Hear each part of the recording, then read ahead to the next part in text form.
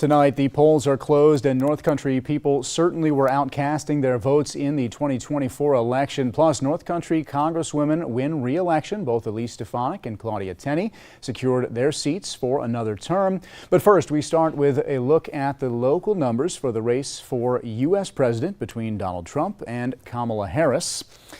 Thank you for joining us for our election night coverage tonight. We do have several local races to tell you about in just a moment, but we will start with the race that all eyes are on across the country. Former President Trump has an early lead over Vice President Harris in Electoral College votes, though Harris has already been declared the winner in New York.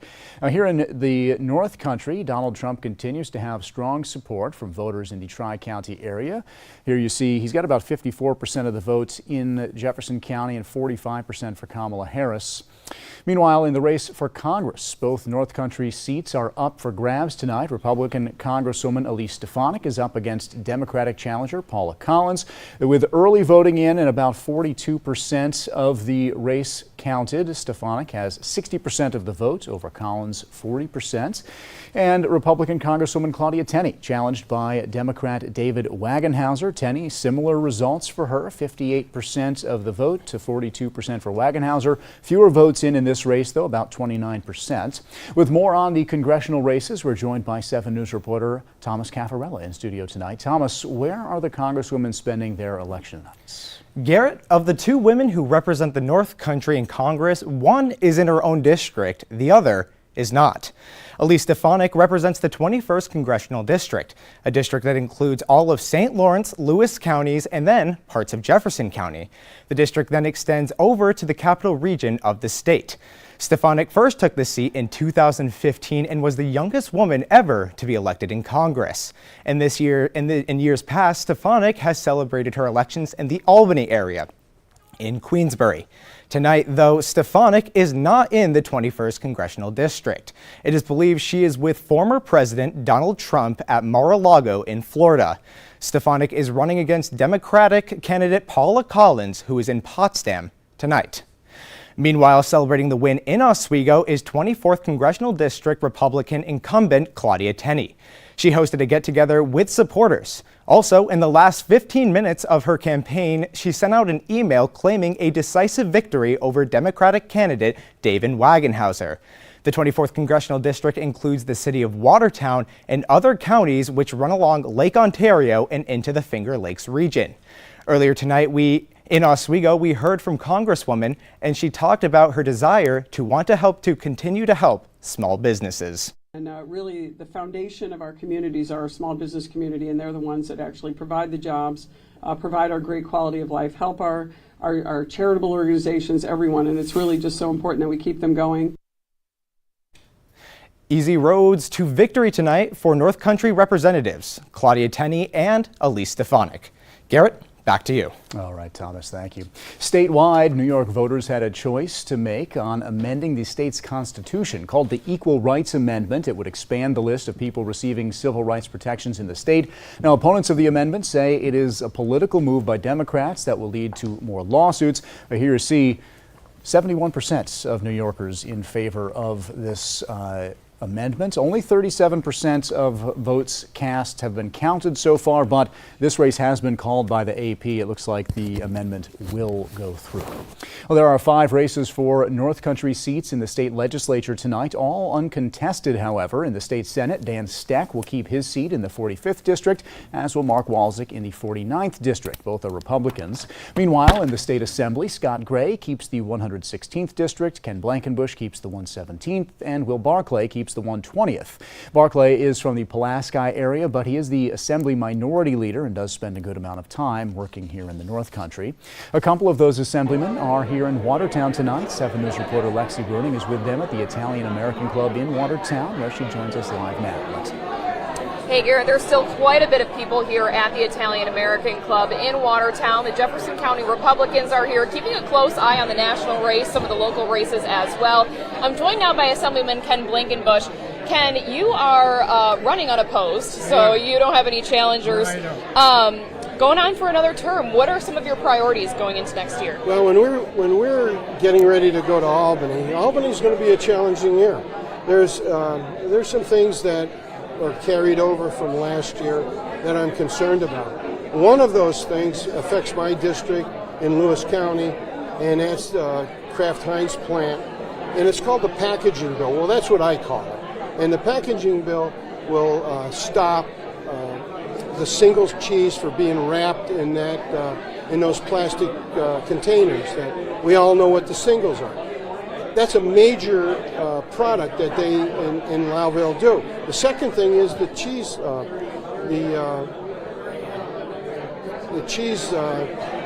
the wrapping that are and the cream cheese is the same thing. They're not going to be able to do that. Well, the problem with that is Kraft Heinz going to say to the 400 or 500 people that are working there that, we can't do this. We've got to move. And they can. They're a national company. They can move anywhere. So I'm concerned about that. That did not come out last year. I'm concerned they're going to bring it back out again. That's the one thing.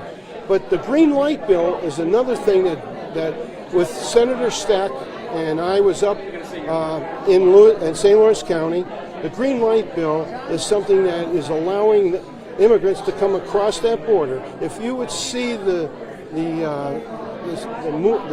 shows that I'm seeing with them moving in, it's scary that people in St. Lawrence County have said on the river that, I'm afraid to even have my kids out. So that green light bill, the other thing is we're going to still try to curtail the SAFE Act. Now that's a battle that we've been doing for years and years, but we're not going to give up on that with our Second Amendment rights. So those things that I know that might be coming out is something that I'm worried about. Other things, who knows what the governor's going to throw at us. Thank you so much for your time, Assemblyman, and enjoy the rest of your night. All right, thank you. Garrett, we'll send it right back to you. All right, thank you, Lexi. Well, voters in the town of Alexandria are deciding on a major project tonight, whether they support a new sportsplex being built and if they want to borrow the money to build it. Proposal 2 for the town would be to renovate the sportsplex on Bolton Avenue. So far, about 272 people, 71% of the votes, say yes to do that. Proposal 3 for the town would be to bond for $9 million in order to build that, if we could pull that board up. And smaller number of supporters for it, but still passing at the moment. And now this does appear to be only early voting numbers, so more will come in as more precincts and more voting results come in. So we'll be watching that for the rest of the night to see how that goes.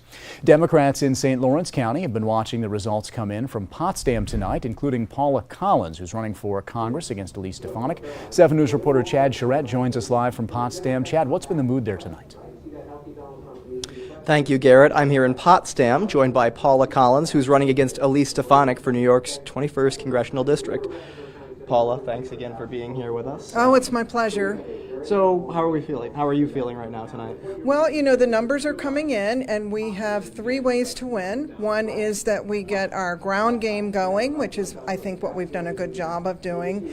The second is that we narrow the gap between where the Republican performs and where the Democrat has traditionally performed in this race. And, of course, the third way, which is still not entirely off the table, maybe not for this race, but definitely going into the next race, would be that we get over the top and get over that 50% mark.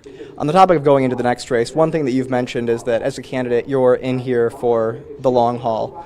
Why do you believe it's important to run against Stefanik? Well, I think that it's important to run against Stefanik over and over because of name recognition, as well as just getting the message out that Elise Stefanik has aligned herself so closely with Donald Trump that it gives caution, especially those who are concerned about the rising face of fascism, which is embodied in Donald Trump.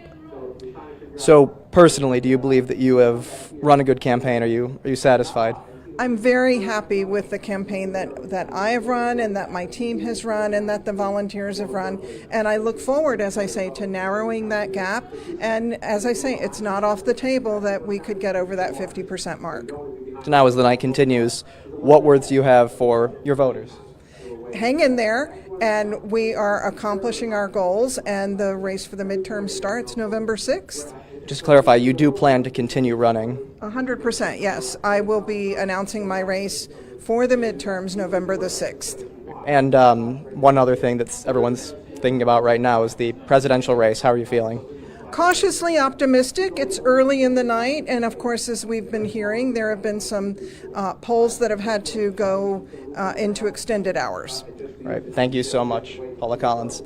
That's it for Potsdam right now. Garrett, thank you. All right, thank you, Chad. Let's turn to local races. There are 3 people running for 2 Cape Vincent Village trustee seats. David Bonney, Michael Shavesty, and Robert Ewing are the 3 candidates.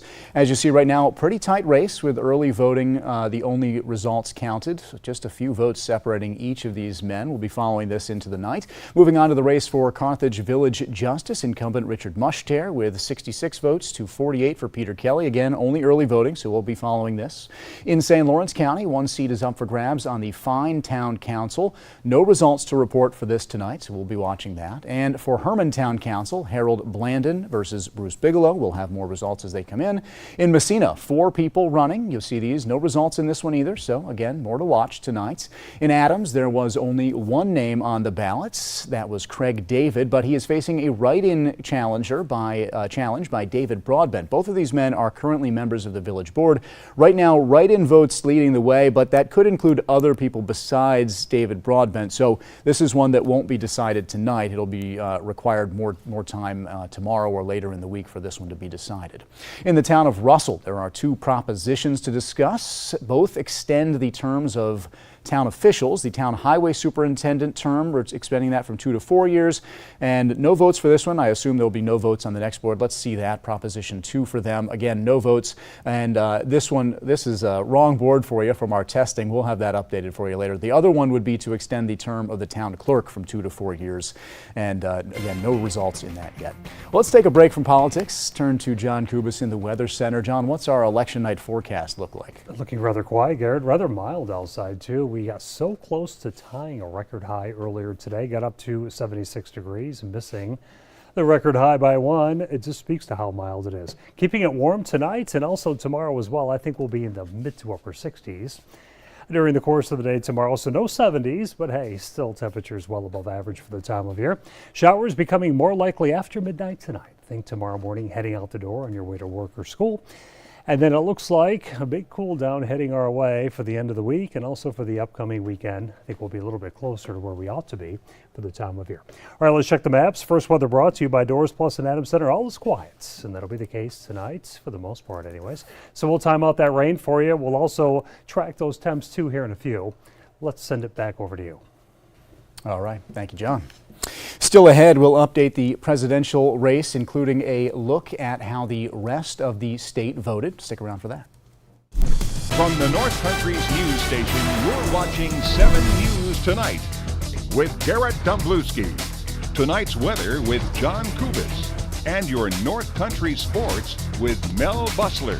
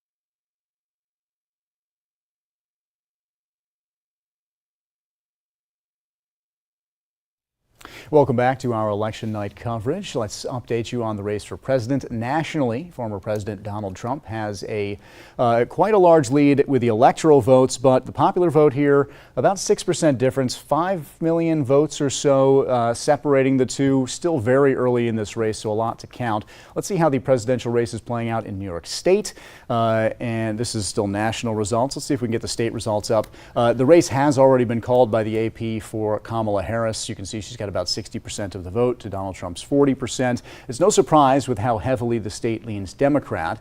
And the North Country, the numbers look like this. It's a different story than the state's results, but it's early in the voting. So right now you can see in Lewis County, huge lead for Donald Trump, 73% to 26% for Kamala Harris, 55% in Jefferson County to Harris's 43%. We're still waiting on early voting numbers from St. Lawrence County, and there'll be a lot more to talk about with these numbers as they come in. Right now I'm going to be joined with John Moore for more of a look at historic numbers here. John, Donald Trump has had strong support here in each of the last 3 elections that he's run in. What's it look like this race compared to past ones? Well, historically, of course, Donald Trump has performed very strongly in the North Country, which is mostly academic because Harris is going to take New York State. There's no question about that. But it's of interest, a reflection of how the North Country leans politically. And so Trump is much more popular with North Country voters than either of the 2 Republican presidential candidates, Mitt Romney and John McCain. For example, in 2020, Trump had nearly 60% of the vote in Jefferson County, about 70% in Lewis, 55% in St. Lawrence County being the most Democrat-heavy of the 3 counties. In 2012, when Romney ran, he could barely get above 50% in Jefferson County, a very Republican county. Didn't do a whole lot better in Lewis County either, which is even more Republican. However, if Trump's numbers remain where they are, he might not have done quite as well this year as he did in the past, but a lot of votes to count yet. We'll see how it turns out. A lot to watch and see what happens. John, thank you for joining us. John Kubis will have your forecast after this.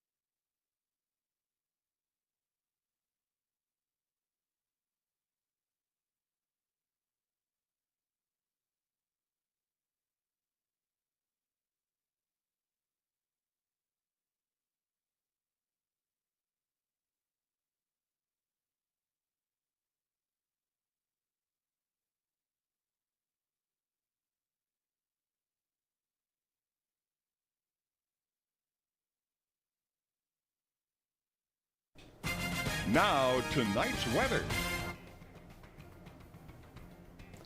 A warm day is could transition to a very warm evening. Let's take the boards right down the map. Satellite and Doppler radar. There you see it. Not too much happening outside. Not too much going on. As we widen out the view off to the west, there you see an area of low pressure. Also a cold front, and yeah, some showers that'll eventually work on in. I think after midnight tonight. Come tomorrow morning anyways. Taking a look outside right now in downtown Watertown. Nothing going on. 69 degrees. Winds from the south at about 10. Pressure 2986 has been dropping. Kind of makes sense, right? With low pressure off to our west. Futurecast showing us some rain moving in after midnight. Tomorrow morning around 6 or so, there you see some showers. Won't last long. By the afternoon, we'll see a little bit of sunshine, so that'll be nice. As far as overnight tonight, your lows in the mid-60s, partly cloudy skies in Lewis County. More of the same for you. It's partly cloudy, some rain, say around daybreak tomorrow or so. Look at those lows, right around 60. St. Lawrence County, more of the same, not too much going on. A mild night, calling it partly cloudy. Heading out the door tomorrow morning, it will be windy, it will be mild, and there will be some rain in the air. As far as that 7-day forecast, notice tomorrow, temperatures around 68 degrees for the high. Best chance of rain comes in the morning, some sun by the afternoon on Thursday. A couple of showers, otherwise 53, lows right around 40. Friday, looking mainly sunny. Highs in the mid-50s. Saturday, a bit cooler. Upper 40s, lows in the 30s with a whole lot of sun. Sunday, some rain by the afternoon with temperatures in the mid-50s on Veterans Day. More of the same, some showers in 58. Lows around 41. And Tuesday, looking partly sunny with highs around 52.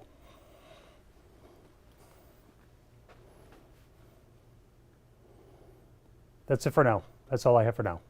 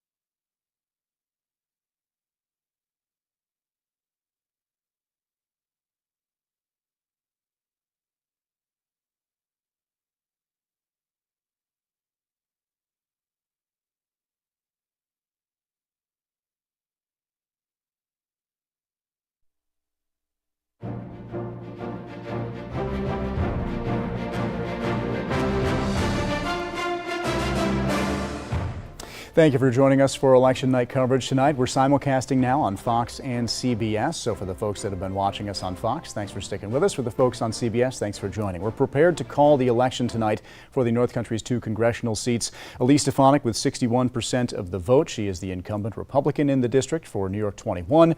Not all the votes are in yet, and the AP has not called this race, but we are ready to call it. So you won't see a check mark next to her name, but she will be securing her next term in office. Let's turn to the race for District 24, where Claudia Tenney, also the incumbent, 60% of the vote. Similar story to Stefanik. AP has not called this race yet, but Tenney has it in the bag. It will not be changing. Nationally, former President Donald Trump has 52% of the vote right now, the popular vote. Up until now, he's had a pretty large lead in the Electoral College vote, but a lot of races, or a lot of states' votes still to be counted tonight. We'll turn to the New York numbers. Kamala Harris has won this race. New York has, the AP has called the race for New York. Significant lead for Harris among New York voters, a state that is heavily leans Democrats. And in the North Country, these are the numbers so far. Not surprising, Republican voters usually strong in the North Country, particularly for Donald Trump the past 3 election years. And Donald Trump 73% in Lewis County and 55% in Jefferson County, significant leads over Kamala Harris there. We'll turn to Proposition 1 for the state, the Equal Rights Amendment, as many call it. This has a significant number of folks voting in favor of it. It expands civil rights protections in the state. Now, opponents of this have said that it's more of a political move that Democrats use to turn out more voters, and that it will lead to more lawsuits. The voters in the town of Alexandria, we'll see what they had to say about a project tonight for the proposed sportsplex that they plan to renovate in Proposal 2 on their ballot. This is still early voting numbers, so you see 71% of the folks have approved this, 29% say no. This is more votes to count on this. Now, it's a slimmer margin for whether folks in Alexandria, town of Alexandria, want to bond for this. Up to $9 million is what's being asked if citizens are in favor of that. So we'll be watching this race as more votes come in tonight to see if we can call that by 11 o'clock. Thank you for watching our election night coverage. We'll have more on CBS coming up at 11 o'clock.